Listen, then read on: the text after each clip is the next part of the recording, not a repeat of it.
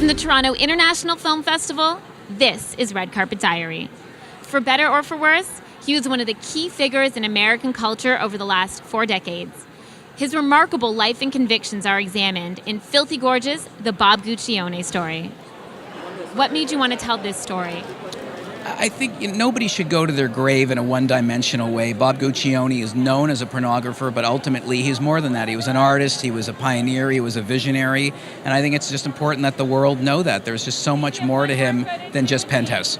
I think it shows what a charismatic and incredibly vibrant, full of life guy he was. You know, we tend to remember people as they were at the end of their lives, and now I was watching the movie recently, and I saw him 20 years younger than I am today, which is very, very freaky.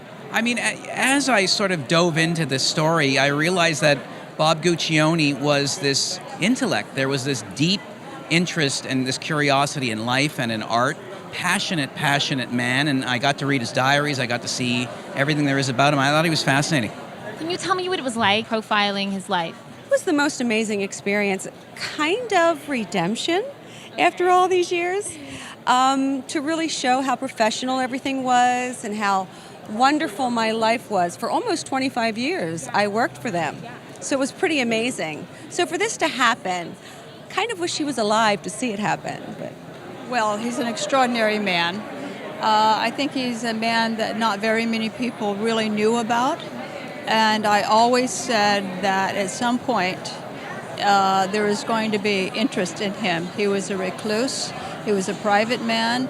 He did not seek out publicity, but he was such a multi-dimensional human being with so many attributes, so many talents. He was an amazing person. And one of the things I think comes across in the film is he's a man of arching ambition and often arching failure, which makes for a complex, almost Greek mythological figure. Human. Very human, yeah, exactly. I said to somebody that, you know, he was a flawed genius. We're all flawed, we're not all geniuses. And that, I think, comes across.